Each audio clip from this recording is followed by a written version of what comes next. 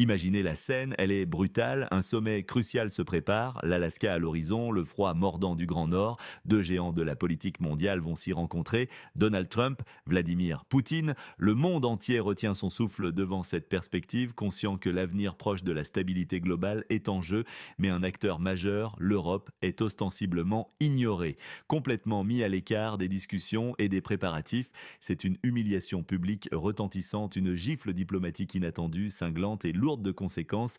L'Europe se retrouve simple spectatrice, muette et impuissante de son propre destin. Question à vous, écrivez d'où vous nous regardez, pays et villes. Donald Trump, l'homme des danses diplomatiques et des révérences rejetées, a été d'une clarté déconcertante. Maintenant, ce sera pour les adultes, a-t-il lancé, signifiant un changement de paradigme radical et une relégation explicite de l'Europe. Il a décidé de discuter directement et sans détour avec Vladimir Poutine, sans intermédiaire, sans la cohue des conseillers européens, sans la lourde bureaucratie de Bruxelles. L'Europe est explicitement et délibérément écartée de la table des discussions qui façonneront son avenir. Cette annonce a frappé Bruxelles et Berlin avec la violence d'une douche froide, provoquant une panique informationnelle généralisée sur le continent. Après des années de postures grandiloquentes, de prétentions, c'est le choc brutal de la réalité. Les marchés financiers, baromètres impitoyables, ont réagi instantanément à cette onde de choc. Une chute notable des actions des entreprises de défense européennes a été observée. Des géants de l'armement comme Rheinmetall en Allemagne ont vu leur valeur fondre comme neige au soleil. Ce n'est pas anodin, c'est un signal clair de la perte de confiance des investisseurs dans le maintien prolongé du conflit qui alimentait grassement ces industries. Le système militaro-industriel européen est brutalement menacé avec des milliers d'emplois en jeu. Le Premier ministre polonais Donald Tusk a tenté, avec une fougue que d'aucuns ont jugée déplacée, de s'exprimer sur la scène internationale, de brandir son épée rhétorique. Mais ces déclarations, empreintes d'une rhétorique belliqueuse et caricaturale, ont été massivement ridiculisées. Par qui? Par ses propres citoyens sur les réseaux sociaux. Étonnant, n'est-ce pas, de voir un leader si déconnecté de son peuple, si obnubilé par une posture internationale vaine. D'anciens leaders européens, des noms bien connus comme François Hollande et Angela Merkel, sont sortis de leur silence. Ils ont cru bon d'offrir des conseils à Donald Trump, mais leur démarche, anachronique et paternaliste, semblait désespérément déconnectée de la réalité politique nouvelle, animée par une jalousie évidente face à un pouvoir qui leur échappe désormais, des reliques du passé, des figures d'un monde révolu. Question à vous, d'où vous nous regardez, ville et pays? Cette exclusion n'est pas un simple camouflet diplomatique, elle représente un bouleversement sismique, c'est une secousse majeure, redéfinissant brutalement l'échiquier mondial. L'Europe, autrefois perçue comme un arbitre et un acteur central dans la résolution des crises internationales, est désormais impitoyablement reléguée au rang de simple spectateur passif. Son influence, bâtie sur une prétention à la puissance douce, s'effrite à vitesse grand V, et sa crédibilité, jadis vantée, est réduite en lambeaux, exposant sa faiblesse. Les conséquences de cette marginalisation sont graves, très graves et multiples.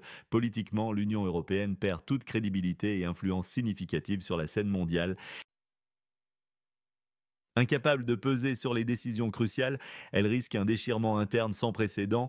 En effet, face à cette impuissance fédérale, certains États membres pourraient être tentés, par pragmatisme, de forger leurs propres approches bilatérales avec Washington ou Moscou, sapant ainsi l'unité et la cohésion de l'UE. L'UE, avec ses institutions lourdes et ses débats sans fin, est en passe de devenir un simple public impuissant pour le grand show orchestré par les superpuissances.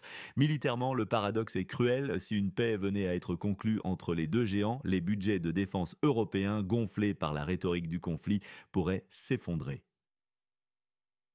La viabilité même de l'industrie de l'armement, qui a prospéré sur cette conjoncture belliqueuse, est brutalement remise en question. Des milliers et voire des dizaines de milliers d'emplois hautement qualifiés associés à ce secteur sont directement menacés. Économiquement, la Russie, sous la pression des sanctions européennes, n'a pas attendu la clémence ou un réalignement de l'Europe. Avec une détermination implacable, elle a déjà recréé le marché énergétique mondial, redirigeant ses flux énergétiques vers des partenaires plus conciliants. Elle a diversifié ses partenaires commerciaux de manière spectaculaire, tissant de nouvelles alliances solides avec les puissances émergentes d'Asie, les nations riches du Moyen-Orient et les économies en croissance rapide d'Amérique latine. Les sanctions européennes, jadis vues comme une arme fatale, se sont révélées largement inefficaces. Pendant ce temps, l'Europe, aveuglée par ses préjugés, reste auprès du tuyau cassé, un symbole de son impuissance et de sa dépendance énergétique. Ce changement géopolitique majeur affecte directement le quotidien de chaque citoyen européen. Votre portefeuille est impacté, vos factures d'énergie flambent, le pouvoir d'achat de vos salaires s'érode. C'est une réalité cruelle et tangible. Quelle une mesure ou une sanction change vraiment la donne dans ce contexte géopolitique actuel? Soyez précis dans votre réponse. Eh bien, la version officielle européenne résonne d'une indignation feinte, un mépris flagrant des intérêts vitaux du continent, une surprise totale et inattendue, et bien sûr une gifle humiliante qu'il convient de dénoncer avec la plus grande fermeté. Mais en coulisses, loin des caméras et des déclarations publiques aseptisées, les disputes internes au sein de l'UE éclatent avec une violence inouïe. Les langues se délient, les accusations fusent. Certains, non sans une pointe d'amertume, accusent Friedrich Merz d'avoir tout gâché en l'espace de 3 ans. Sa ligne politique rigide et son refus de dialogue sont pointés du doigt comme les causes directes de cette impasse. D'autres, plus anciens, ne manquent pas de pointer du doigt le leadership allemand précédent, celui d'Angela Merkel, dont la politique de la main tendue n'a finalement pas bâti de relations stables avec la Russie. La question lancinante et terrifiante se pose alors avec une acuité nouvelle. La stratégie européenne des dernières années, prétendue stratégie, n'était-elle finalement qu'une fiction totale, une partie d'échecs jouée sans connaître les règles? Dans l'urgence et pour sauver les apparences, le cabinet de Friedrich Merz a urgenté une déclaration solennelle dénonçant ce mépris américain et russe, mais à Washington, dans les cercles de pouvoir, cette réaction n'était perçue que comme une performance de plus, un spectacle prévisible et insignifiant. Pour Donald Trump, cette rencontre n'est pas qu'une simple négociation diplomatique, c'est avant tout une revanche personnelle. Il veut venger les humiliations passées, les accusations d'ingérence et de décrédibilisation. Il veut se positionner en homme qui a réglé la crise avant les élections présidentielles, un pacificateur décisif démontrant ainsi l'indépendance absolue de la politique étrangère américaine. Vladimir Poutine, quant à lui, est le maître tacticien par excellence, agissant avec une froideur calculée et patience. Il a l'habitude de travailler en silence, laissant le bruit du monde s'épuiser. Son objectif ultime est la construction d'un nouvel ordre mondial où l'Europe serait durablement marginalisée. Il veut non seulement sécuriser ses gains territoriaux dans le pays connu, mais aussi démontrer les mécanismes gênants qui l'entravent. Pendant ce temps, l'Europe, arc-boutée sur ses illusions, tente désespérément de sauvegarder une façade, une illusion de pertinence, une illusion d'influence qu'elle n'a plus. Elle s'évertue à dissimuler son inefficacité et surtout sa lâcheté de n'avoir pas osé pendant 3 ans dialoguer directement avec Moscou et la vieille garde européenne, François Hollande, Angela Merkel, des figures du passé, de véritables reliques, des accessoires historiques. Ils cherchent désespérément à retrouver un semblant de visibilité en donnant des leçons inutiles. Tel un gramophone à plein volume, leur discours résonne dans le vide, une quête désespérée de reconnaissance. Ils masquent leur impuissance par ces vaines prises de parole, le commentaire de François Hollande sur Vladimir Poutine et le mensonge professionnel qu'il lui prêtait sonnent étrangement ironiques dans ce contexte, n'est-ce pas? Une ironie qui se retourne aujourd'hui contre ceux qui l'ont prononcée. À qui faites-vous confiance sur cette question de la diplomatie internationale et des rapports de force? Un seul orateur, un seul média de votre choix. Ce scénario de marginalisation européenne n'est en aucun cas une nouveauté, c'est une répétition historique, une amère leçon du passé que l'Europe semble incapable d'assimiler. Souvenez-vous par exemple des accords de Minsk. François Hollande et Angela Merkel avaient de passer 17 heures interminables à négocier, prétendant forger un accord de paix. Pour quel résultat tangible? Un faux cessez-le-feu, une trêve fragile qui n'a fait que masquer la poursuite des hostilités et geler un conflit qui n'a jamais réellement cessé. Ce fut une démonstration criante de leur inefficacité diplomatique, de leur incapacité à comprendre les véritables enjeux et surtout de leur alarmante capacité à se mentir à eux-mêmes. Puis il y eut le sommet de Hambourg en 2017 où une rencontre Trump-Poutine eut lieu. Un détail frappant, elle se déroula sans la présence de hauts fonctionnaires américains, symbolisant déjà à l'époque la préférence de Trump pour les discussions directes, bilatérales et secrètes, loin des regards indiscrets.